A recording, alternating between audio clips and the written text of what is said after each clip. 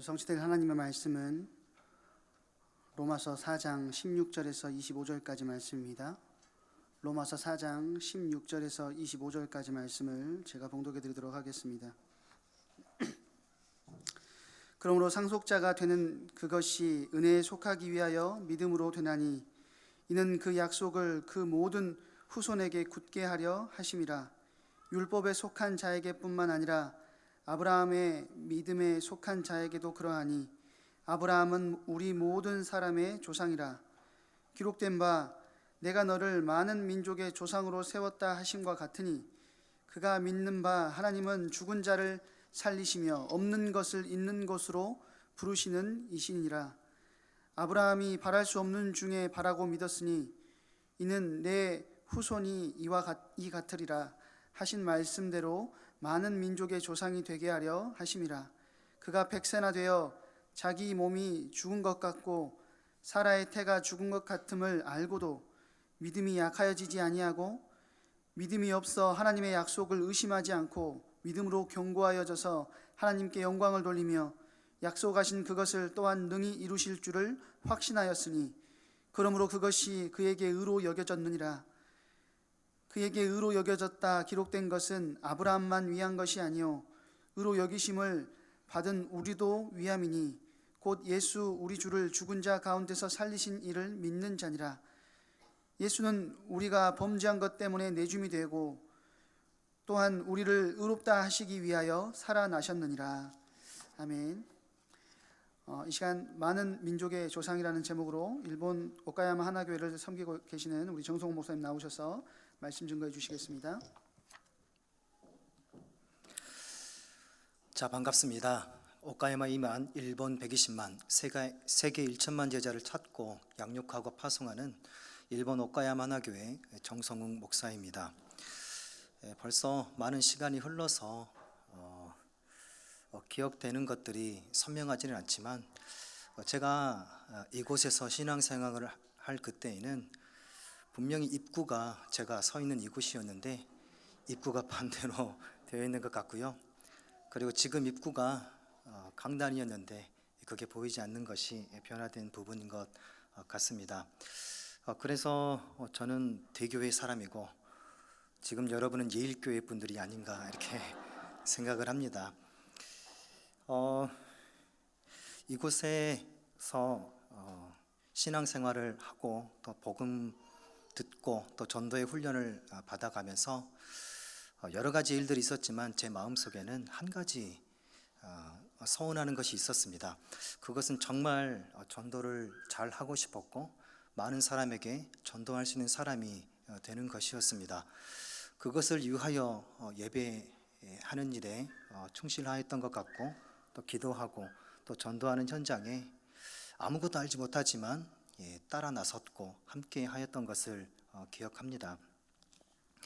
그래서 능력과 또 경험과 또 기술은 없지만 이 전도를 정말 내 인생을 들여서 할 수 있는 그 방법은 내가 풀타임 사역자가 되고 또 복음이 필요한 곳에 가서 복음을 전하는 사람이 없는 곳에 가서 이 복음을 전하는 일이라고 하나님 앞에 오른손을 들어 서원하여 선교 현장에 갔습니다. 파송된 그 지역에서 가장 먼저 대표하는 대학에 가서 전도를 시작했습니다. 어느 남학생들이 모여있는 그 벤치에 가서 이 복음을 이야기하려고 했던 것이죠. 복음을 이야기하려고 하니까 앉아있는 한 학생이 아이 개새끼 저런 새끼들이 제일 싫어 이렇게 이야기하더라고요. 제가 일본어를 잘하지 못했지만 그 욕들은 그 느낌과 함께 다 들려오더라고요. 그래서 너무 화가 나가지고 너 그 말을 알아들었는데 라고 하니까 못 알아들은 줄 알고 했던 당황스러운 표정들과 그리고 그런 저도 살기로는 그런 분위기 있잖아요. 나한테 그런 말을 할 수가 있어 처음 본 사람한테. 그리고 대학생 20살 정도 되는 학생이 저에게 그런 이야기를 했을 때는 저도 무지 분노가 일어났던 것이죠. 그러니까 다른 이 학생들이 말리고 사과하라고 이야기하고 이 다른 곳에 가셔가지고 우리 아는 사람들에게 많이 전하십시오라고 했습니다. 집에 돌아가 보니 그 하루 종일 그 돌아오는 길부터 잠자기 전까지 그 욕먹은 이야기 생각들이 이렇게 나는 거예요. 그래가지고는 뭐 잠자기 전까지 뭐 잠도 안 옵니다. 아, 그 자식을 내가 멱살을 잡아가지고 업어치기를 했어. 저 그 앞에 있는 조수주에 그냥 박아버렸어야 되는 건데 막 이런 생각을 했었어요. 다시 그 현장에 가서 남학생들을 보다는 그래도 상냥한 여학생들에게 복음을 전하자라고 해서 여학생들에게 복음을 전하니 역시 여학생들은 상냥하고 예쁘고 귀엽고 이렇게 친절하고 복음 끝까지 들어주었습니다. 그런데 영접은 하지 않겠다라고 무슨 좋은 말씀은 알겠지만 나는 다른 하나님을 믿고 있습니다. 하나님이요? 하나님은 한 분이시잖아요. 저는 그렇게 생각하는데 아니요. 제가 믿는 하나님은 따로 있습니다. 그 하나님은 누구신가요? 콩코라고 하는 하나님을 믿고 있다라고 합니다.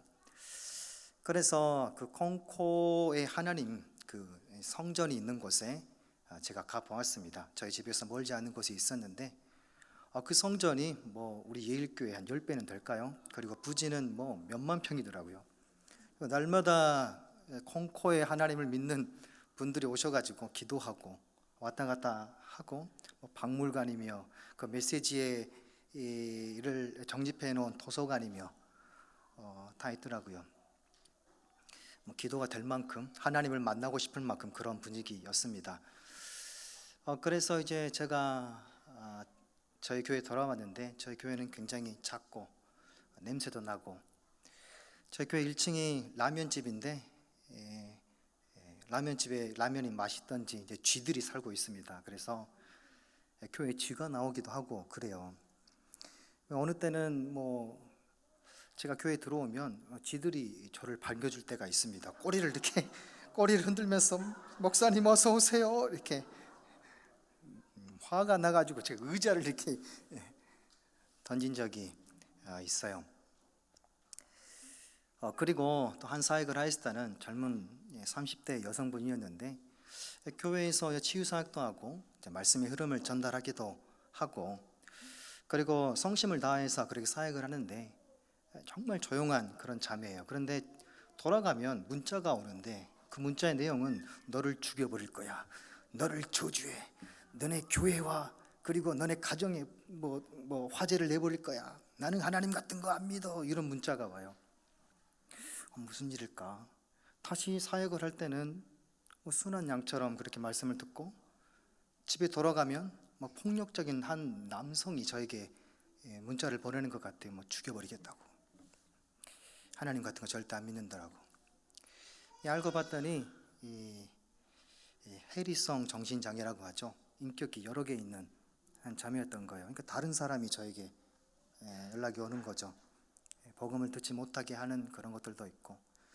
그러니 이 사역을 계속하면서 지금 만나는 분이 첫 번째 이분일까, 두 번째 폭력적인 이분일까, 한 4명 정도 있다고 그러는데 세 번째까지는 제가 봤는데 네 번째 분은, 세 번째는 아이와 같은 눈물이 많은 아이라고 이야기하더라고요. 그런 고민들도 있으며 어느 때 사역을 하다가 어떤 인격이 저희 교인들에게 이야기할지 모르는데 정성우 목사님이 자기를 두들겨 팼다라고 그렇게 이야기를 하는 것도 있었습니다. 그리고 일본에 도착하여서 저희 교회도 성도가 몇 분 계셨는데 일본인 분들 같은 경우에는 얼굴은 비슷하게 생겼지만 사전적인 그 경험이나 지식이나 모든 것들이 다 다르죠.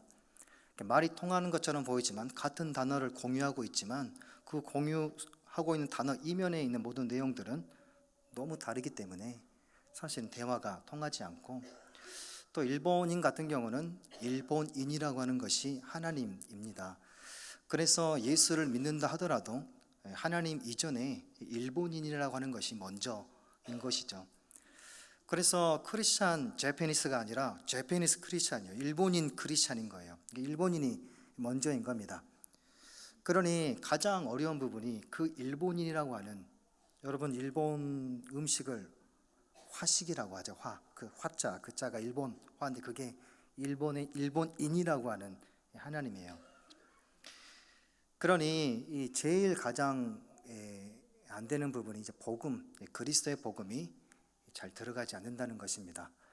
그리고 고개를 끄덕인다 하더라도 유일하신 그리스도의 복음이 뿌리 내리는 데는 굉장한 어려움과 본질적인 연약함이 있는 것 같아요. 그리고 이 일본에 먼저 전 세대부터 이주를 하여 가지고 일제 시대를 지나면서 지금까지 살아온 교포분들도 계십니다.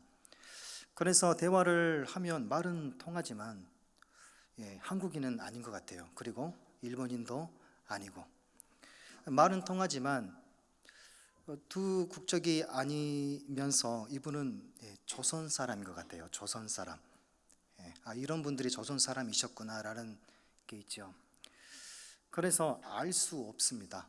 어떤 분인지도 모르고 제가 전달하는 이야기가 잘 전달됐는지도 확인할 수 없는 그런 것이죠. 그래서 저에게 일본에 간 10여 년 넘는 그 기간 동안에도 지금도 전도라고 하는 것은 저에게 큰 숙제로 또 빨리 해결되었으면 하는 숙제로 남아 있습니다. 그리고 전도라고 하는 것을 가지고 또 후대들과 또 시스템을 남기고 싶은 그런 소망들은 날마다 제 안에 있는 유일한 소원이고 열렬한 소망이 되어 있습니다. 선교 사역을 한 10여 년 한 후에 잠시 동안에 선교 사역을 멈추고 한국에 들어와서 부산에서 치유사역원에서 생활을 한 적이 있습니다. 선교 사역을 중간에 멈추고 돌아온다고 하는 것은 저에게는 꽤 큰 부담이 있었고 또 가족들을 두고 저 혼자 입국하여 가지고 또 시간을 보낸다는 것도 저에게는 편하지는 않았습니다. 그런데 이제 치유사역원에서 입소를 하여서 주일 예배를 하러 가는데 우리 교회가 아니잖아요. 다른 교회를 가는데 부산 임마누엘 교회를 가는데 너무 편하더라고요. 아니 우리 교회를 안 가는데 이렇게 편할 수가 없어요. 그리고 나의 가족들과 나의 자녀들과 함께 있지 않은데 아이고 행복하더라고요. 진짜 감사도 있고 기쁨도 있고 예배를 하는데 찬양이 절로 나옵니다. 감사합니다. 그리고 말씀을 듣는데 말씀이 얼마나 맛있고 달고 뭐 한마디도 놓치고 싶지 않을 만큼 적으면서 예배가 너무 좋더라고요. 알게 모르게 저에게 선교사로서의 책무, 영적인 부담감, 그리고 자녀들과 가족들을 가장으로서의 그런 무게들이 저에게 스트레스로 쌓여 있었지 않았나 생각도 들었습니다. 또 그곳에서 이제 24 하는 것들을 훈련하는 것이죠. 그래서 말씀 24하고 또 기도 24하고 또 호흡 24하는 그런 훈련을 했지요. 어느 날 이제 바다에 가서 바위 위에 앉아서 바다의 파도에 실려오는 바닷바람을 맞으며 깊은 호흡과 함께 그 주간에 주셨던 말씀을 계속 듣는 것이죠. 다 녹취도 하고 정리도 하고 키워드로 찾고 다 했기 때문에 들었던 말씀을 또 긴 호흡과 함께 내 몸과 생각과 마음과 영혼이 하나 되어져서 나를 살려가며 시공간을 초월하는 그런 기도들을 말씀을 따라 하는 것이죠. 그런데 어느 날은 분명히 해가 떠서 바다가 보이는 그 낮에 시작을 하였는데 밤이 되어도 끝내질 않는 거예요. 저녁도 먹질 않고 깜깜해지고 점점 내 눈앞에 보였던 그 5, 6도는 보이지 아니하고 더 저 너머에 있는 광안대교가 이 라이트가 켜져가지고 번쩍번쩍 빛나고 있는데 저는 바위 위에서 기분 하후 하면서 유광수 목사의 메시지에 환장해가지고 막 계속 듣고 있는 거죠. 그때 참 제가 좀 불쌍하더라고요. 좀 짠하기도 하고 나 지금 여기서 뭐 하고 있니?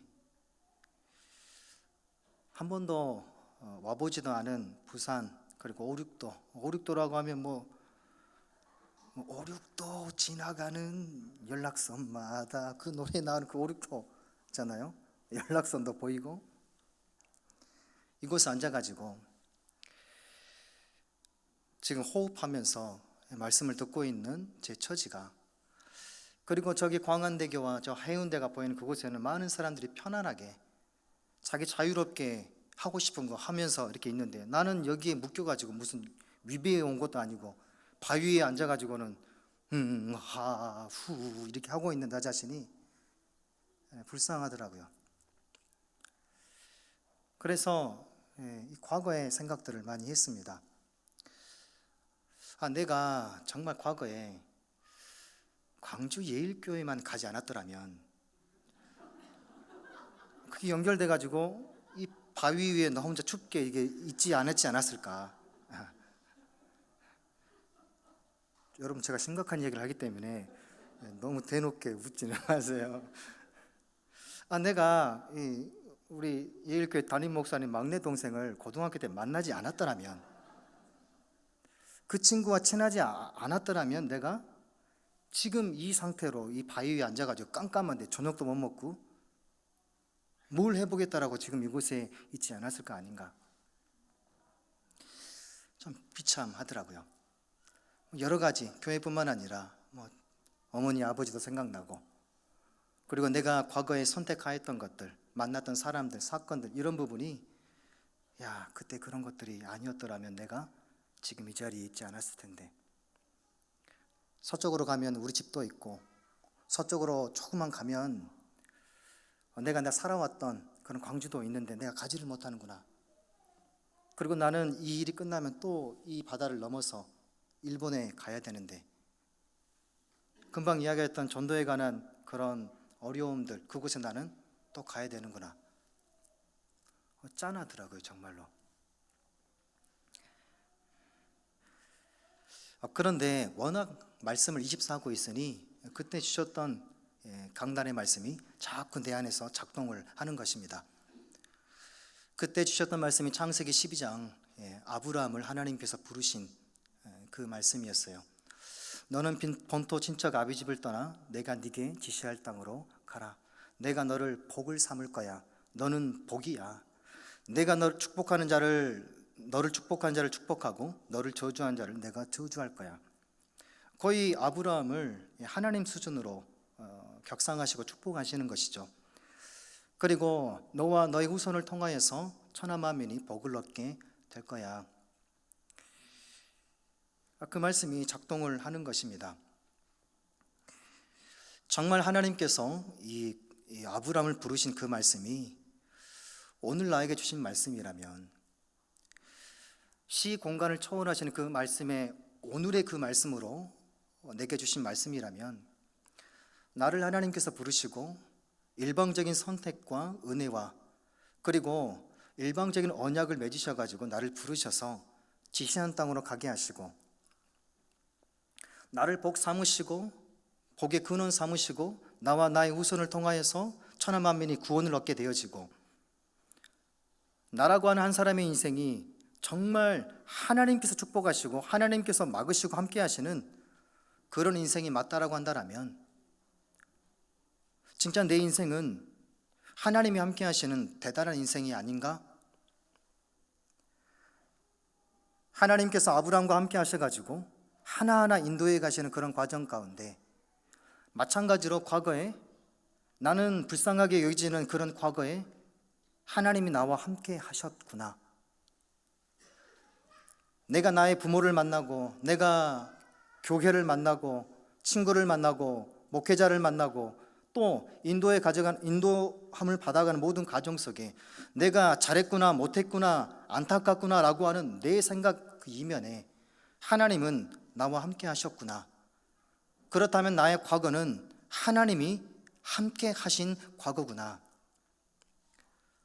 나의 가정이 어떻고, 나의 배경이 어떻고, 그 다음에 내가 목표한 바대로 무언가가 이루어지고 안 이루어지고 그게 아니라 하나님이 나와 함께 하셔서 그 모든 사람들을 만나게 하셨고, 하나님이 정말 너와 너의 후손을 통하여서 천하 만민의 구원을 얻게 하시는 그 일을 이화해서 하나님이 나와 함께 하셔서 그 길로 인도하사 지금 이 자리에 앉게 하신 거구나.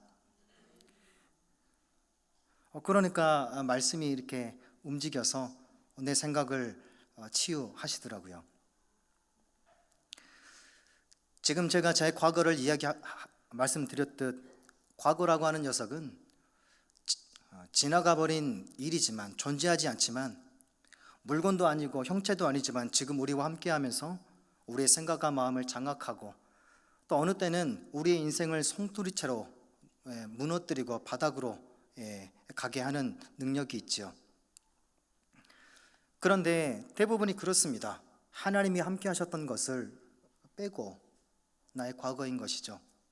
어떤 부모님을 만났고, 어떤 교육 환경과, 어떤 경제적 형편과, 어떤 사람을 만났고, 내가 어떤 재능을 가지고 무엇을 가지고 지금 있는가, 그게 나의 과거라고 이야기하죠. 그러나 하나님은 그렇게 말씀하지 않으시지요. 우리의 과거는 하나님이 나와 함께 하셨습니다. 우리의 과거는 하나님이 함께 하신 과거입니다. 요셉이 가정에서 형들에게 굉장한 미움을 당했어요. 그리고 어머니가 어린 시절에 죽어버렸습니다. 굉장히 불행한 가정이죠. 그게 요셉의 과거잖아요. 그러나 그 이후에도 형들의 미움 때문에 죽임을 당하려고 하고, 그리고 외국에 노예로 팔려버렸습니다. 어린 청소년 한 언약의 사람이 외국에 노예로 팔려 있는 거예요. 날마다 노예로서 살아야 되는 것입니다. 그것도 외국에. 요셉이 불쌍한가요? 불쌍하죠. 그런데 불쌍한가요, 정말로? 감옥에 갔어요. 그것도 누명을 써서. 그런데 감옥에 있는 그 요셉이, 여러분 불쌍합니까? 전과자잖아요. 과거가. 이 요셉은 전과자예요. 근데 불쌍합니까? 사무엘이 어린 시절부터 어머니를 떠나 가정을 떠나 교회에서 자랐어요.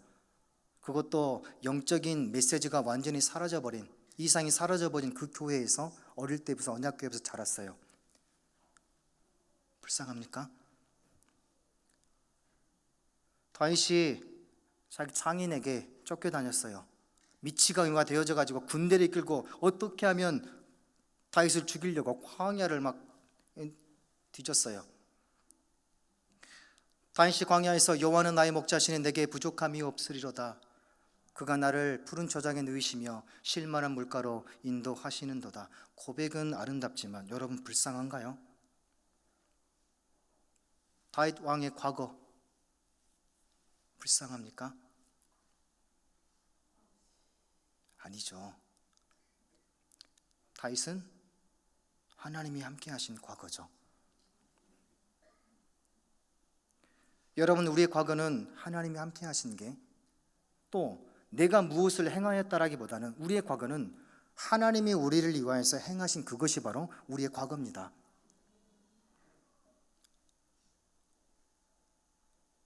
당장 우리가 살아온 나이만큼의 그 시간의 과거가 아니라 더 이야기해 볼까요? 성경은 하나님께서 여러분과 저를 위하여서 행하신 우리의 과거입니다. 먼저 천지를 창조하셨어요. 공간을 창조하셨지요. 해와 달과 별을 창조하셨어요. 시간을 창조하신 것입니다. 그리고 생물을 창조하시고 다 끝난 이후에 사람을 창조하셨어요. 아담을 창조하시고 또 아담 안에서 하와를 태어나게 하셨죠.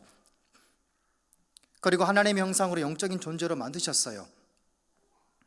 그 아담 안에 우리의 지식과 우리가 가지고 있는 증거를 가지고는 설명을 할 수는 없지만 그 아담 안에 우리가 있었지요. 우리의 과거는 하나님께서 지으신 나, 그게 바로 우리의 과거에 하나님께서 행하신 것이죠. 하나님의 형상대로 창조받은, 하나님이 직접 지으신, 그 코에 생기를 불어넣으신 나. 창세기 3장에 인간이 사단에게 속아 죄를 짓고 하나님을 떠났어요. 그 순간 바로 마귀의 종이 되어버렸죠. 영적으로 전적으로 무능한 존재가 되어버린 것입니다. 하나님의 언약 안에서는 사실은 제외된 존재가 되어버린 거예요. 그때도 하나님은 아담과 그 안에 있는 우리와 함께 하셨죠. 질문도 하시고, 하나님은 마귀의 종돼버린 그 아담을 두고 어떻게 언약을 할 수가 없는 거예요. 또 언약을 이야기할 수 없는 존재가 되어져 버린 거예요. 영적인 부분이 죽어버렸기 때문에 죄의 형벌 가운데 그 진노의 자녀로서 평생을 살아가는 동안에 출산과 노동, 영적인 압박, 죄에 대한 형벌의 집행, 그날을 기다리는 불완전한 존재로, 영적으로 죽은 존재로 살아가고 할 수밖에 없는 그 인간을 두고 하나님은 창세기 3장 15절 여인의 우선이 뱀의 머리를 상하게 할 것이라 마귀를 멸할 불가침 조약을 발표하시는 것입니다. 그리고 아담과 하와가 자기의 몸을 가리려고 잎사귀로 만들었던 그 옷 대신에 동물의 가죽, 피를 흘리고 가죽을 떠서 그 몸과 피가 묻은 그 옷으로 아담과 하와에게 옷을 갈아입혀 주십니다. 덮어 주십니다. 죄인된 영적으로 무능한 아담과 하와를 덮어 주십니다. 죽고 사는 거야. 너 대신 죽고, 너는 그 안에서 죽고, 그리고 그리스도로 인하여서 다시 사는 거야. 너 생명을 얻는 거야. 처음부터 복음 그렇게 주셨어요. 창세기 6장의 네피림의 시대, 사람이 잘난 사람, 권력 있는 사람, 재력 있는 사람, 멋진 사람, 능력을 바라는 사람들 집단을 이루어서 모든 세상의 문화가 죄 이외에는 존재하지 않을 만큼 하나님이 창조하신 것을 후회할 만큼의 세상이 되었어요.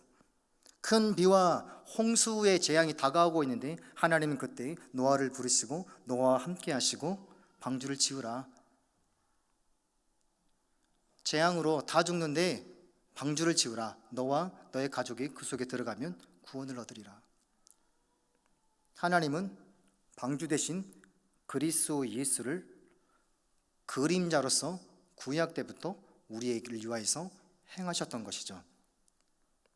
바벨탑, 인간이 높아지고자 굉장한 국가 시스템과 힘을 가지고 하늘에 닿으려고 하고 자신이 하나님이 되고 자신이 왕이 되어 끝까지 그 자리를 유지하려고 했던 그 바벨탑 사건, 바벨탑이 무너지고 언어가 혼잡하게 되어지고 흩어졌던 이후에 하나님은 아브라함을 부르십니다. 그래서 언약을 맺으시는 거죠. 아브라함에게 맺으신 언약은 유대인의 조상이라고 여겨지는 아브라함, 율법의 조상이 아니라 아브라함이 의인으로 여겨졌는데, 의인으로 여겨짐은 아브라함의 행동으로 의하여서 하나님께 인정받을 만한 어떠한 것도 없으며, 아브라함이 의로 여겨진 것은 아브라함이 하나님을 믿음으로 의로 칭함을 받게 되어지고, 아브라함이 행위가 아니라 그 과거의 행위잖아요. 행동이잖아요. 잘했네 못했네, 여러 사람이 이야기하는 그런 도덕적 기준이나 여러 가지 것들에 해서 잘했느냐 못했느냐, 모든 것은 하나님 앞에 의롭게 여기질 만한 것들이 하나도 없으며, 하나님을 믿음으로라고 하는 것은, 믿음은 한 가지죠. 오늘 본문의 가장 후반절에 이야기했던 그리스도 예수가 십자가에 죽으시고 그리스도 예수가 사흘 만에 다시 살아나시는 부활을 믿는 그 믿음, 그리고 그리스도의 십자가와 부활을 통하여서 나타나실 아브라함과 같이 행위가 아니라 그리스도 예수를 믿음으로 인하여서 의로 여겨질 훗날에 의로 여겨진 여러분과 저도 그때 의인으로 인치심을 받게 되었느니라. 그러니까 그 믿음으로 인하여서, 그리스도를 믿는 믿음으로 인하여서 의로 여겨질 그 모든 사람들의 조상이 바로 아브라함이며, 여러분과 저는 우리 과거가 무엇이냐? 아브라함의 조상인 거죠. 아브라함의 후손인 거죠.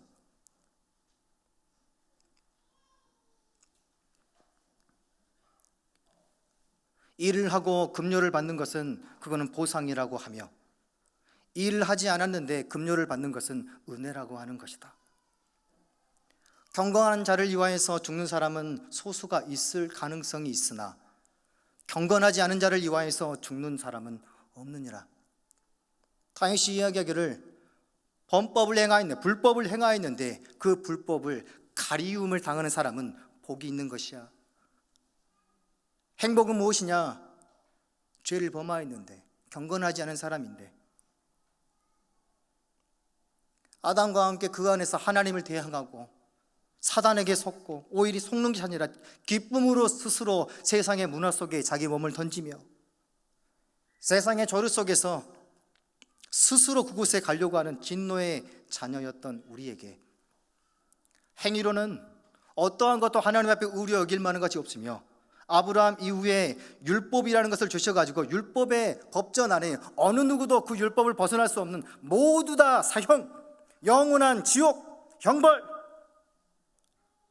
그러나 단 한 가지, 창세기 3장 15절의 여인의 우선, 그리스도가 죽고 살아남으로 인하여서 나와 함께 그리스도 예수께서 십자가에 못 박혀 죽으심으로 인하여서 영원한 죽음, 그리고 지옥과 죄의 종으로 살아갈 수밖에 없는 우리 자신에게 그리스도 예수의 그 죽음이, 그 부활이 우리의 죄를 덮어주시는 그 은혜를 받은 사람들은 그게 바로 복 있는 사람이라고. 그리스도 예수께서 십자가에 죽으시기 직전에 요한복음 19장 30절 다 이루었다, 다 이루었다 말씀하기 전에 예수님은 신 포도주를 요구하셨죠. 의식이 잃어가니 큰 소리로 외치려고요. 내가 다 이루었다를 큰 소리로 외치려고 쓴 포도주를 맞으시고 다 이루었다. 하나님이 함께 하셔서 우리의 과거에 행하신 그것, 우리의 과거는 그리스도께서 다 이루신 그 과거입니다. 다 이루셨습니다. 우리의 행위로는 의롭다 할 수 없어요. 그래서 우리는 그리스도의 십자가를 바라보는 것입니다. 내가 그리스도 예수와 함께 십자가에 못 박혀 죽었나니 이는 그리스도 예수 안에 있는, 이제는 내가 사는 것이 아니요 나를 위하여 십자가에 못 박혀 죽으신 그리스도 예수를 믿는 믿음 안에서 사는 것이라. 예수를 믿는 믿음 그 안에서 우리를 의롭다 하게 여기시고, 아브라함이 할례를 받기 이전에 하나님을 믿음으로 의롭다 여김을 받으며 그 이후에 할례를 받음으로 의롭다 하심을 몸에 인치심 하셨던 것처럼, 하나님은 할례자인 유대인의 하나님이면서 무할례자인 모든 이방인의 하나님이신 것입니다.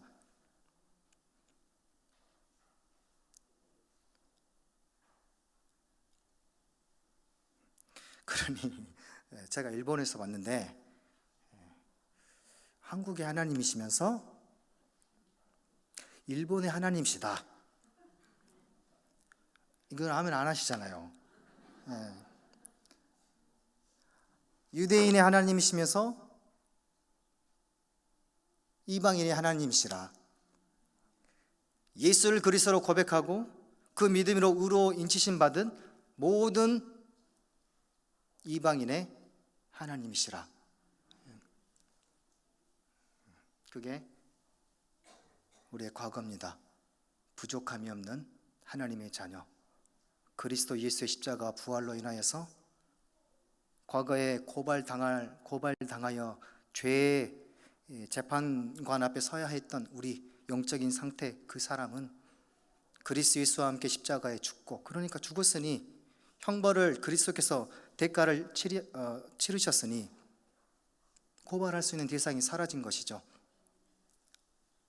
부활하사 생명, 완전한 생명을 가지고, 완전한 몸을 가지고, 완전한 영적인 상태를 가지고 부활하심은 장차 그리스도 예수께 재림하셔서 이 땅에 다시 오실 때 믿음을 고백하며 그리스도 예수 안에서 의롭다 하심을 얻은 모든 하나님의 자녀들의 몸마저도 부활하실 첫 열매로 우리에게 이미 행하신 것입니다. 예수를 믿는 믿음으로. 그게 우리의 과거입니다. 부족함이 없는 하나님의 자녀. 나는 나의 상처와 나의 틀린 선택들과 부족함에 내 과거를 되돌아보면 지우고 싶고, 그러나 나를 옥조에 구하였던 모든 것들이 그건 행동에 의한 거예요. 하나님 앞에서는 어느 누구도 의롭다 할 만한 것이 없어요. 그러나 우리는 잘 알지 못하지만 요셉과 같이, 다윗과 같이, 사무엘과 같이 우리가 보기에는 불쌍하게 보여지는 그런 과거이지만 그게 아니라 하나님은 정확하게 서밋의 길로 인도하고 계시며 함께하고 계셨던 것이죠.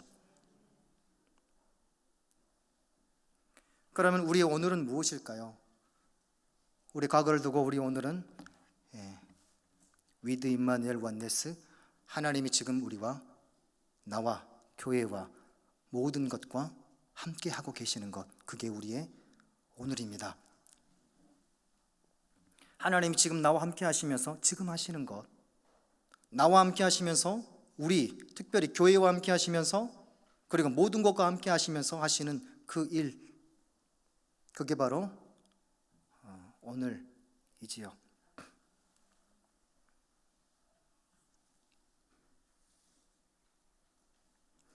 함께 하시는 방법이 두 가지로 설명드릴 수가 있습니다. 첫 번째는 우리를 교회 삼으셔서, 교회 몸 삼으셔서 함께 하시는 거죠. 동행이라고 하는 것은 한 몸이 되었다는 것입니다. 예수 그리스도는 교회의 머리이십니다. 그리고 예수를 그리스도라고 고백하는 모든 성도들은 교회의 몸, 그리스도의 몸인 거죠. 그리스도 예수와 우리가 연합되어져서 교회를 이루고 있는 것입니다. 그래서 서밋은 그리스도이죠. 우리가 서밋은 아니죠. 그러나 우리의 머리 되신 그리스도가 한 몸을 이루고 있기 때문에 그리스도로 인하여서, 그 믿음을 인하여서 우리가 서밋인 것입니다. 그리고 우리는 이 땅을 살아가고 있지만 그리스도 예수께서 천국의 보좌에 좌정하고 있는 그때에 우리는 이곳에 있지만 그리스도께서 머리가 되신 그곳에 몸이 따라가지 않는 건 아니잖아요. 우리는 지상을 살아가고 있지만 예수를 믿는 사람이 오늘을 이곳에 예배를 드리고 있지만 우리는 천국 보좌에 예수님과 함께 앉아 있는 것이죠. 하나님이, 그리스도께서 우리와 위드 임마누엘 원네스 하시는 방법, 이랬다 저랬다 행동에 의해서 하나님 그리스도와 동행하는 게 멀어졌다 붙었다가 붙었다, 이건 아님, 한 몸입니다. 그리고 한 몸으로 함께 하시면서 우리에게 실질적으로 하시는 것, 오늘의 말씀을 통하여서 하나님이 말씀하신 것, 그게 나의 오늘입니다.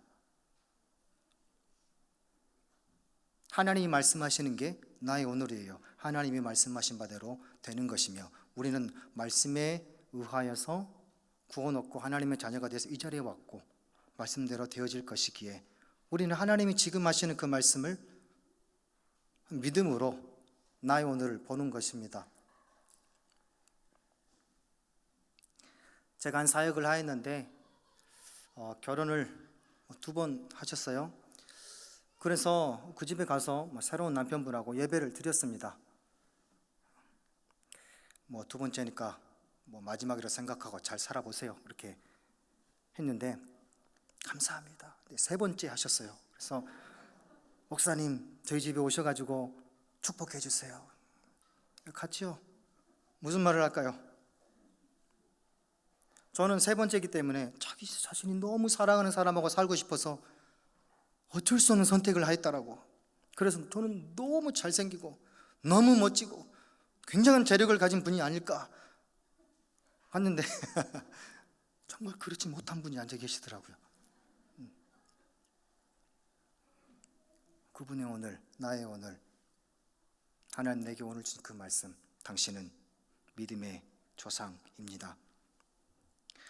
당신의 행위에 의하여서 당신이 결정된 건 오늘이 아니라 당신은 그리스도 예수께서 과거에 모든 것을 행하셨고 당신은 복의 근원이며 당신과 당신 가문의 후손을 통하여서 천한 만민이 복을 얻게 될 것입니다. 그게 당신의 오늘입니다. 쓸데없는 거 붙잡지 마세요. 그분이 정신의 문제도 있어가지고 발작도 하고 뭐가 들리기도 하고 그래서 24 사역을 함께 했던 적이 있습니다. 깊은 호흡과 함께 오늘의 말씀의 흐름에 탈 수 있도록. 치유가 필요하면 과거로 돌아가야 되나요? 무슨 상관이에요? 서밋의 길에 오늘 하나님 인도하고 계시는데, 오늘 세계복음의 말씀에 당신은 그대로 타세요. 어느 날은 이제 발작을 하려고 하는 거죠. 그런 느낌이 오나 봐요. 아, 내가 딴 사람으로 이제 변해 간다. 안 돼, 안 돼. 나 다른 사람 되면 안 돼. 라고 하는데, 워낙 오늘의 말씀을 막 적고 쓰고 막 호흡하면서 이렇게 각인시키니까 자기가 발작을 하는 곳으로 가려고 하는데, 오늘의 말씀이 머리를 잡고 이렇게 못 가게 이렇게 하더라는 거예요. 너는 복의 근원이야. 하나님의 자녀. 부족함 안 가더라는 거예요. 그리고 전에는 굉장히 많은 시간을 흘려서 제자리로 돌아오는데, 말씀이 잡아당기니까, 오늘 말씀이 잡아당기니까, 넌 치유받아야 돼. 그게 아니야.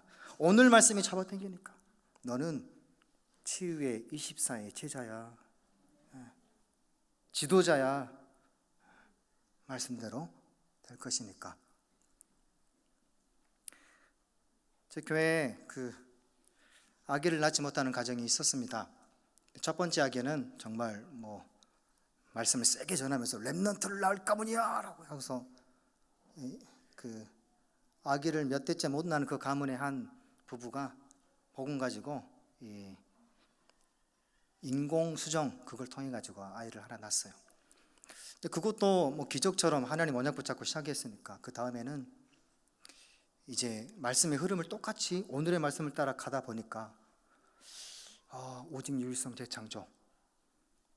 그러면 정말 전에 한 자녀는 한 가문에 예수의 생명의 빛을 새롭게 비추는 사람으로 하여서 빛이라는 이름을 지었고, 이 둘째 주시지도 않았는데, 그리고 인공수정할 때도 너무 어렵게 아이를 낳았음에도 불구하고 저에게 이야기하는 거야. 목사님, 제가 이 일본 땅에 주의 종을 낳게 해주세요.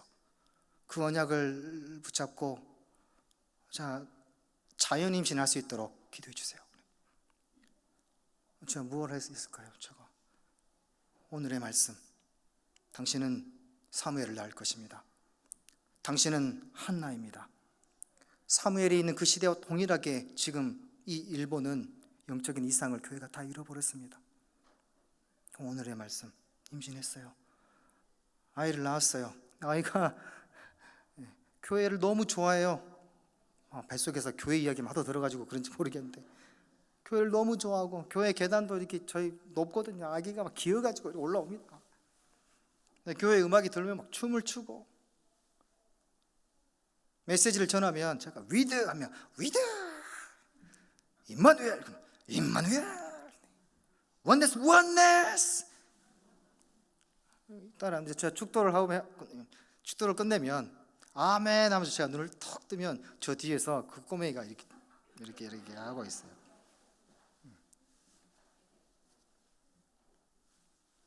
하나님이 지금 우리와 함께 하시면서 그 어린아이가 손들고 있는 그게 뭐 별겁니까? 여러분 아이들도 많으니까 그런 게 있을 수 있잖아요. 그러나 하나님 지금 나와 함께 하시면서 지금 하시는 그것, 저는 그거 보는 게 너무 좋아요. 저희 집에도 렘넌트 둘 있는데 코로나 때문에 저희 일본에서도 렘넌트 대회를 하지 못했어요. 그래서 전 집에서 비대면으로 우리 렘넌트 집중 훈련을 했는데, 이제 말씀도 쓰고 깊은 호흡도 하고 정리도 하고 다 있어요. 그래서 기도를 하는데, 전도를 위해서 기도를 하는 겁니다. 전도를 위해서 기도하는데, 저도 하나님 관련되어 있는 모든 이 사람, 가족, 학교 다 기도하는데, 저희 둘째 딸의 기도 소리가 선명하게 들리더라고요. 기도하고 있는 저희 딸 목소리가 좀 특이합니다. 그 많은 가족 전체가 하고 있는 그 기도 소리를 돌파해가지고 이렇게 들려요. 근데 내용은 이겁니다. 하나님, 나도 정말 전도를 하고 싶거든. 근데 내가 전에도 이야기했지만 2명까지는 내가 좀 힘들 것 같아. 그래도 나는 1명을 하고 싶거든. 어떻게 안 될까? 예, 이렇게 하더라고요. 저는 그게 너무 선명하게 들려가지고, 나의 아버지에게 조그만 애가 반말을 하는 것 같더라고요. 기분이 좀 안 좋기도 하면서도, 이 일본에서 태어난 이 어린아이에게 기도하는 거, 아버지에게 아뢰는 거, 정확하게 대하는 게 제가 하나님 아버지라고 가르쳤으니 아버지에게 대하는 식으로 이게 반말로 하는 것이죠. 그런데 우리 아버지에게 반말하는 거는 조금 제가 감당이 안 되겠더라고요. 그래서 왜냐하면 저도 평생을 아버지에게 높임말 썼는데 태어난 지 얼마 안 된 이 녀석이 반말을 하니까 그거는 좀 안 했으면 좋겠다. 높임말 쓰자. 왜 안 되는데? 그리고 또 기도를 하는데 제가 자동차가 필요했어요. 자동차가 없어가지고 교회를 갈 때도 저희 가족들과 다 같이 자전거 타고 이렇게 갔어요. 비 온 날은 비옷을 입고 자전거 타고 237의 언약을 붙잡고 오늘의 말씀이니까, 그리고 시군관 초월 즉 천군 천사의 언약을 붙잡고, 그리고 237의 빛 그 언약을 붙잡고 기도하는 거죠. 기도하는데 또 저희 딸의 기도 소리가 들립니다. 하나님, 천군 천사에게 빨리 237의 자동차를 가지고 올 수 있도록 천군 천사를 빨리 보내주세요. 근데 얼마 안 있어서 진짜 제가 자동차를 하나 샀어요. 그 자동차를 보면은 그 237의 언약이 생각나요. 그 자동차를 보면 천군 천사의 언약을 딱 붙잡게 되십니다. 하나님이 나와 함께 하시면서 지금 하시는 그것, 그게 우리의 오늘 아닐까요?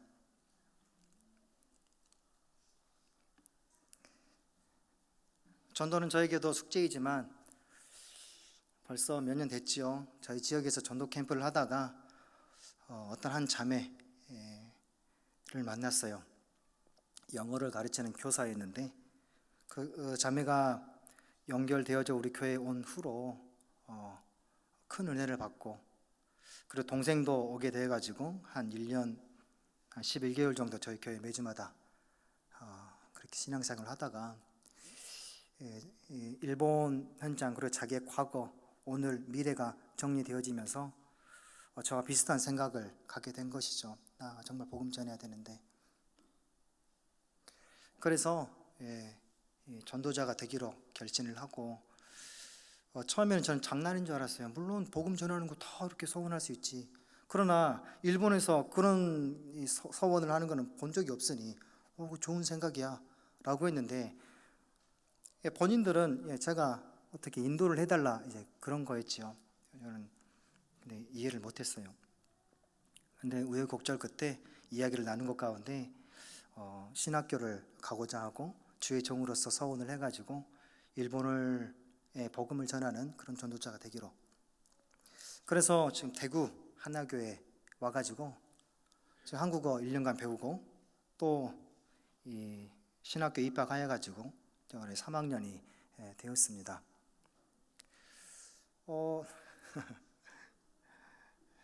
그래서 그 30대 두 자매를 통해 가지고 또 하나님이 함께 하시면서 지금 하시는 일, 그런 거 보는 게 굉장히 저는 행복하고 즐겁고 그렇습니다.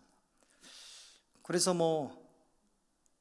일본 내에서, 현장 내에서 그렇게 만나가지고 신학교를 입학시킨 그런 것 가운데 저도 끼어 있기 때문에, 중요한 사역을 했기 때문에 평생의 선교 사역 중 가장 결정적인 사역은 완료하지 않았나 저는 생각을 합니다. 그래서 은퇴해도 괜찮지 않을까 그런 생각을 합니다. 바울이면 어떡할 겁니까, 여러분?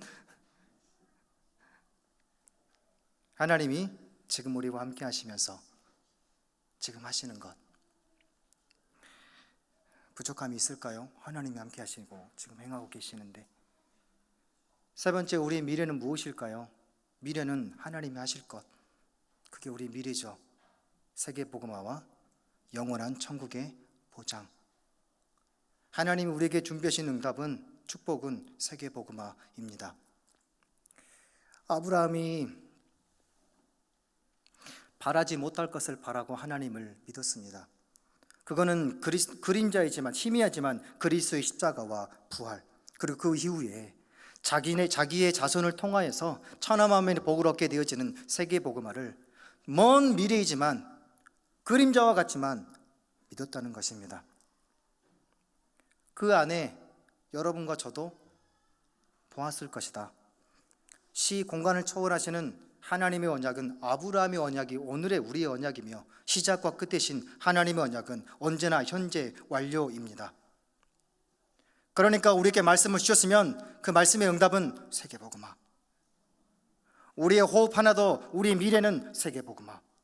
우리가 자녀를 낳았다라면 자녀의 미래는 세계복음화. 우리의 교회의 미래는 세계복음화.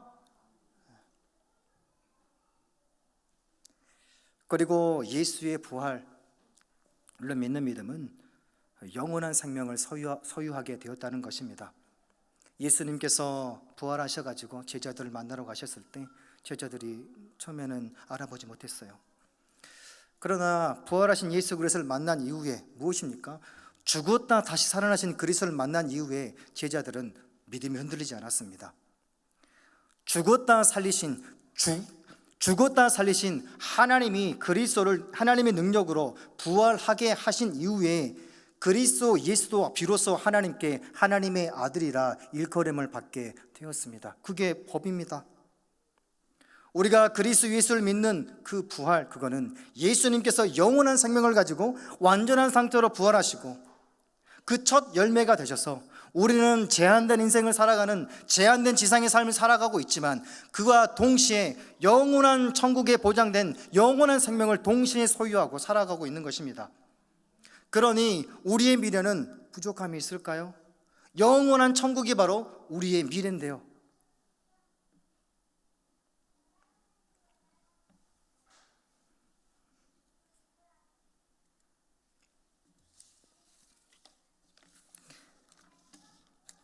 그러니까 우리의 인생은 장난 아닌 인생입니다. 그리고 대단한 인생이며 무엇이 우리를 가로막을 수 있을까요? 나이가요? 성별이요? 지역이요? 건강 상태요? 재력 상관이 없지요. 우리는 과거, 현재, 미래 전부 그리스도 예수 안에 있기 때문에 그렇습니다. 이제 이 언약을 붙잡고 기도를 시작하는 것입니다. 하루의 가장 시작을 눈을 뜨는 것과 동시에 우리의 생각을 전부가 다 갱신과 응답과 기회로 바꾸는 것이죠.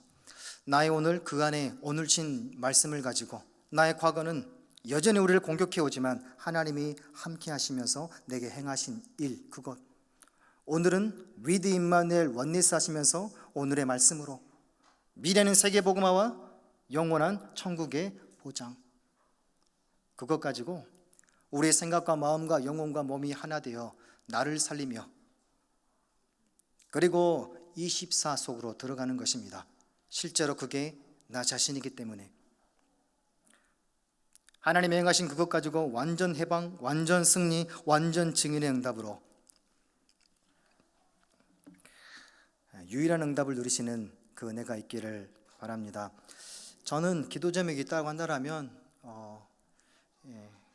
금방 드린 그 언약의 말씀을 붙잡고 저와 저희 가족과 우리 교회와 모든 만나는 사람들이 24 하는 것입니다. 여러분 24 하기 전에는 골치 아플 겁니다. 24 하기 전은 나이와 경험과 상관없어요.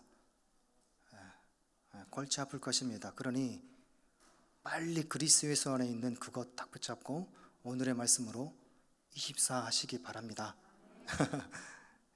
그런 제자 되길 원하는 게 저의 기도 제목이고 좀 빨리 됐으면 좋겠고 그리고 나와 함께하는 만나는 어느 한 소수라도 24하는 제자 되기를 기도하고 있습니다. 전도는 여전히 저에게는 숙제입니다. 잘 모르겠어요. 일본 선교 뭐 포럼을 하라고 하는데 뭐 있어야지 포럼을 하지 무슨 말을 해요. 여전히 일본 선교를 어떻게 해야 되느냐 전 모르겠습니다. 24하는 것이죠. 그리스도 안에서 24하는 것. 하나님 하시는 것, 하나님 하실 것 붙잡고 저는 그리스도를 믿는 겁니다. 그리고 부활을 믿는 것입니다. 영원한 천국을 소망하는 것입니다. 혹시나 제가 평생 일본에 선교 사역하는 동안에 제가 제자가 많지 않을 수도 있겠지요. 그러나 저 일본에 몇몇의 제자가 24할 수 있는 제자가 만나지든가 태어난다라고 한다면 저의 작은 인생을 일본 선교를 위해 드릴 그런 마음은 갖고 있습니다. 승리하시기를 주 예수 그리스도 이름으로 축복합니다.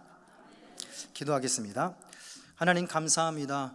오늘 주신 말씀이 이 자리에 모인 그리스도의 몸된 모든 제자들을 과거와 오늘과 미래 그대로 성취되었음을 믿습니다.